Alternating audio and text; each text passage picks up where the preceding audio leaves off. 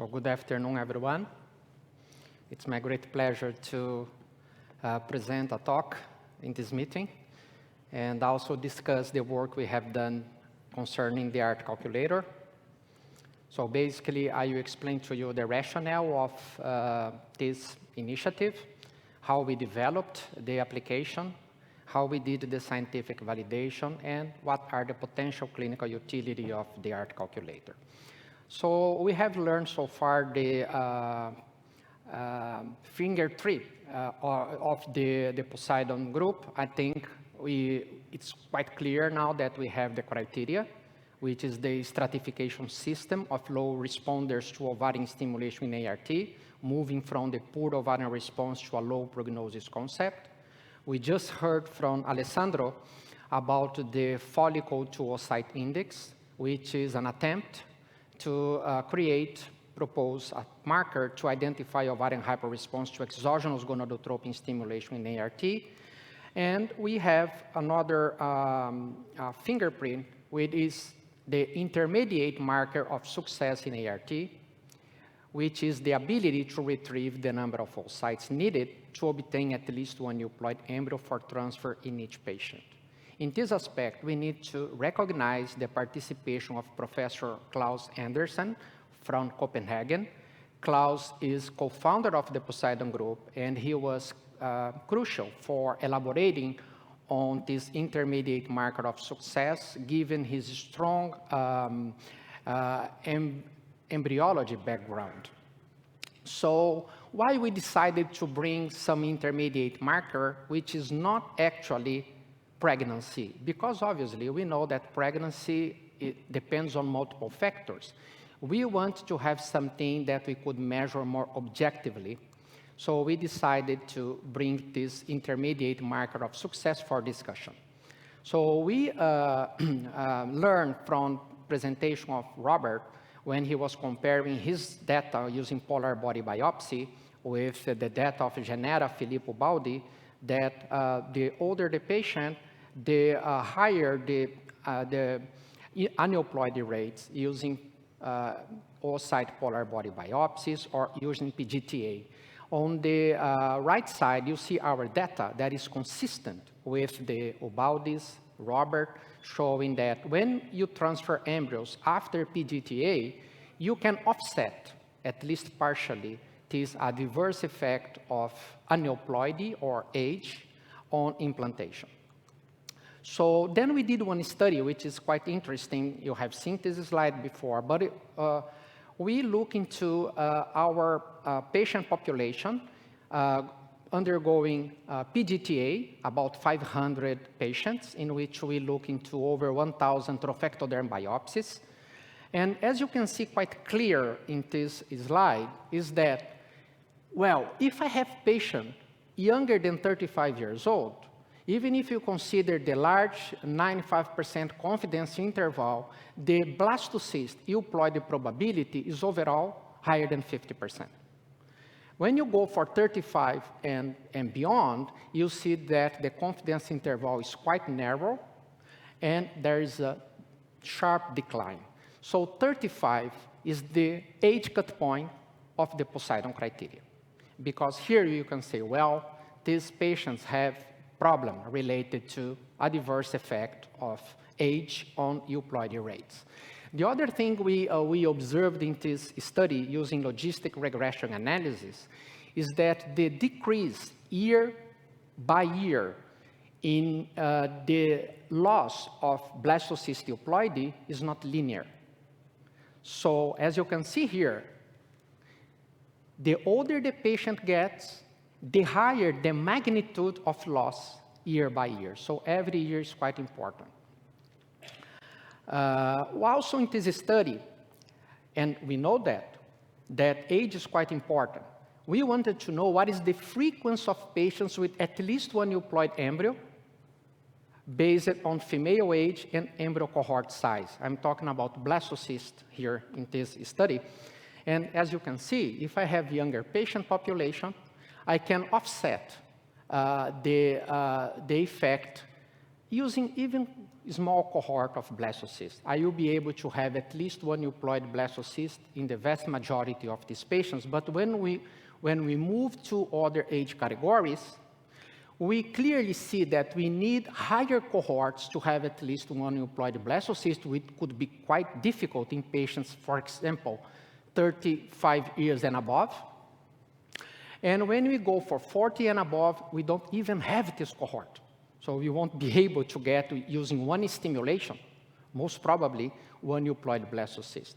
So it's quite clear that in this situation, the possible solution for us to improve success, ideally, would be, in particular for patients with advanced maternal age, would be to have more embryos, because it will increase the chance that at least one of these embryos be euploid. And if we agree that euploid is an important factor for implantation, then obviously this could be a solution to actually help the patients. But for this, we need more oocytes, which will be complicated in specific patient scenarios. So, but the question is, how many oocytes do we need for each patient we treat? It has been suggested that the magic number is 15, but this number is, frankly, unrealistic, especially for patients with some POSEIDON groups, especially group 3 and 4, with poor ovarian reserve. And also, it may be too high for young patients who do not want to have several embryos cryopreserved. So now, if you allow me some humor, I want to go back of the presentation of Nina in the morning, in which he explained to us the POSEIDON concept, who is Poseidon, God Poseidon. So when I asked, how many oocytes do we need for every patient we treat? Well, we decided to ask the God himself. So when we decided to go to his temple, and when we saw that path that we need to climb, we got tired. So we tried to find an alternative solution. So we asked the godfather of the POSEIDON group, Professor Vigi, and he provided us the solution. Let's go to the Poseidon temple in Ischia. So the term Poseidon. So this temple is so fantastic that we don't even need to walk too much. We can just be in the pool, and the inspiration was there. So we had excellent meeting with excellent food, with a lot of coffee, and then we don't even need to walk because we have the tuk-tuk waiting for us. And then going back to the port, and then I was talking to, sometimes the God materializes in front of us in very strange ways. I was discussing with the driver about what we have been doing there, and then I was explaining that we are trying to figure out how to calculate this number of eggs, and he said, una calculatrice, in good Napoleon accent. One calculator, and I said, bingo, we need to develop an algorithm to be able to make the doctors happy and quickly analyze the number of eggs. So this is actually the whole thing started. We make with the statistician, a very good friend of mine, a senior statistician in Campinas, Brazil, sit down with him, let's make a study. And he said, okay, so the first thing we need to do is to provide an understanding of how is the distribution of euploid blastocysts in the patient population for us to be able to choose the logistic regression model, and then we can choose variables that could affect blastocyst euploidy, et cetera, until the end. So we aimed to create an application which, at the end of the day, was named ART calculator to estimate the minimum number of oocytes needed to obtain at least one euploid blastocyst for transfer, consistent with the Poseidon metric of success, the intermediate metric that I presented to you before. So we systematically, in our center, collect data using a software. So patients are consecutively providing data, so it's very, detailed. We queried our database first for consecutive patients undergoing IVF-ICSI with trophectoderm biopsy and PGTA using NGS. And then we actually understood that the distribution of blastocyst euploidy followed what we call negative binomial distribution. This was very important for us to select the regression model, which is the lasso model. This model is quite interesting in statistics because it's a predictive model that it only selects the most important variables. It disregards the variables that are not really important, trying to make the prediction easy and simple. So when we actually apply the model, we realized that, and many factors actually were included in the model: BMI, male age, AMH, AFC, baseline FSH, female infertility, male aspects, also aspects concerning the ovarian stimulation, and many things, including sperm DNA fragmentation that we systematically collect. So at the end of the day, the factors that really were relevant for predicting blastocyst euploidy, only 3. Female age, number 1. Metaphase 2 oocytes, number of metaphase 2 oocytes, and type of sperm used for ICSI. In that case, and you heard in the presentation of Filippo Baldi, that male factors, severe male factors, specifically using testicular sperm from patients with non-obstructive azoospermia, we actually get lower results. And this is absolutely consistent with what we found. So when we kind of select these relevant factors, and then we created a fitted model to estimate the individualized probability of blastocyst euploidy per metaphase 2 oocytes. So these were the relevant factors. So as a function of female age and type of sperm used for fertilization. Here you can see the equation, and it's quite interesting when you see the curves. The older the patient gets, the lower the probability of the blastocyst be euploid. But you can say, well, I already know that. Well, but now we can calculate the probability with the confidence interval. And very important thing, when you look at the curve, this is using ejaculated sperm in black, and this is using testicular sperm from patients with non-obstructive azoospermia in red. So using severe male factor in that case, you need it modulate negatively the blastocyst euploid probability, meaning that for certain specific groups of patients, we will need even higher number of oocytes to overcome the problem. And this is something that actually we realized during the development of the ART calculator. So the next step was internal validation using the statistical training and validation data sets that was quite consistent. It was adequate. And then using the mathematical equations and that equation that I showed you that calculates the P, the probability of having euploid blastocyst, given female age and sperm source, we could estimate the number of metaphase 2 oocytes and its associated uncertainty, I mean the 95% confidence interval, also allowing the clinician, you and me, to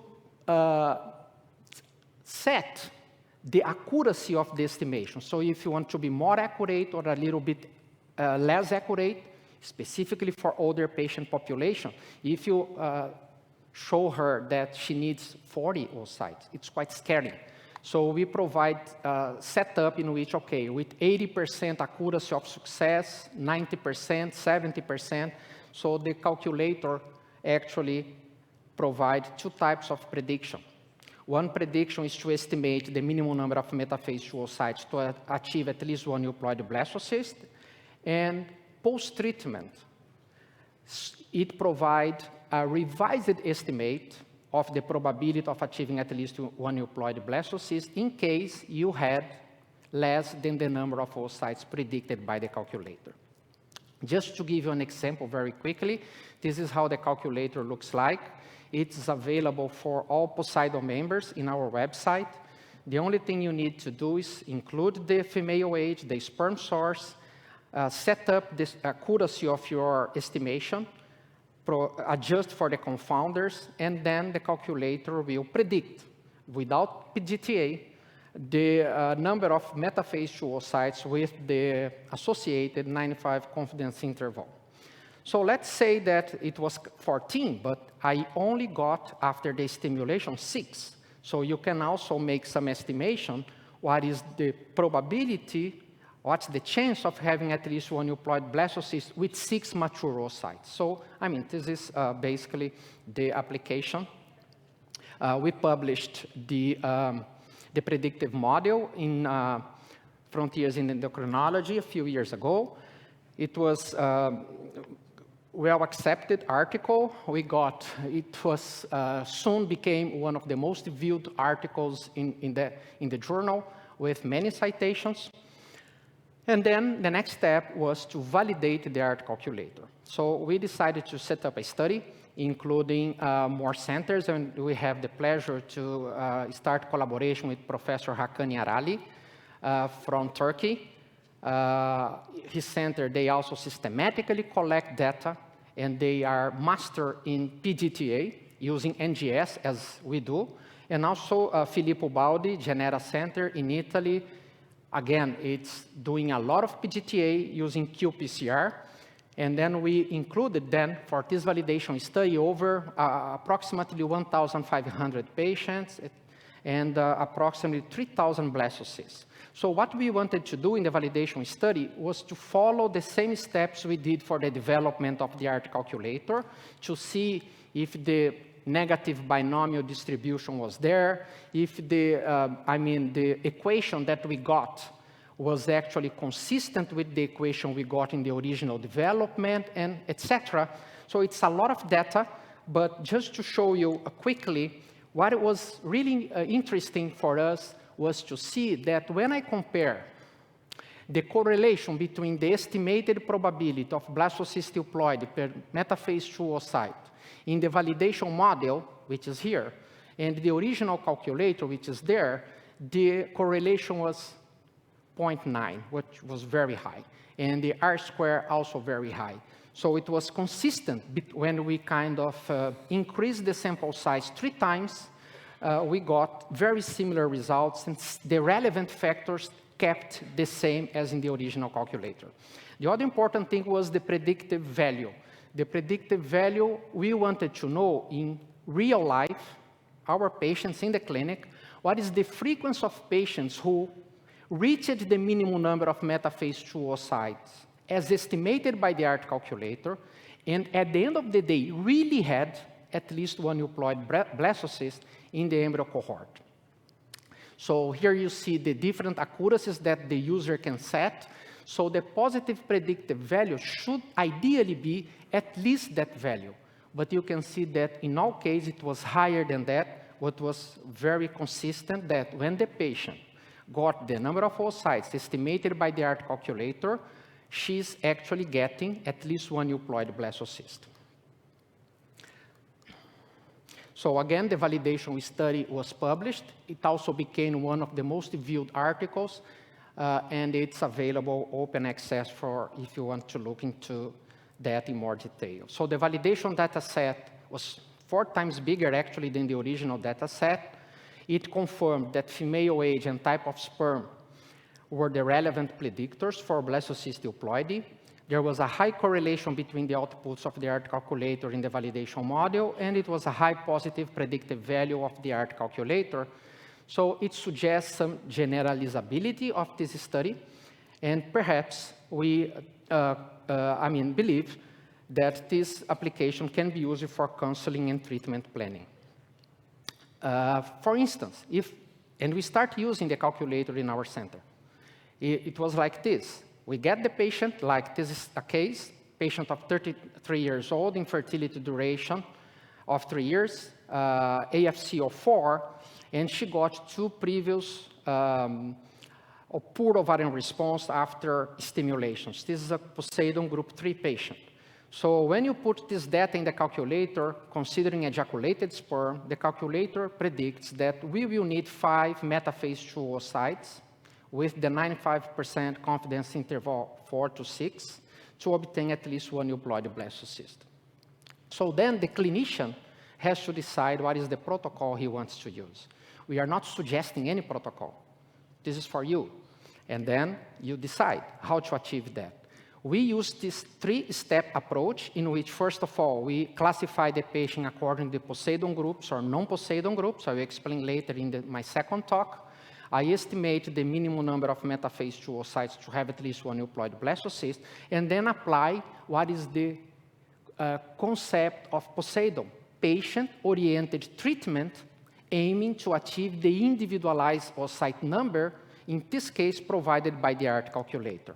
This particular case, we used the dual-stim protocol, and we were able to achieve 6 metaphase 2 oocytes, and we had 3 blastocysts vitrified.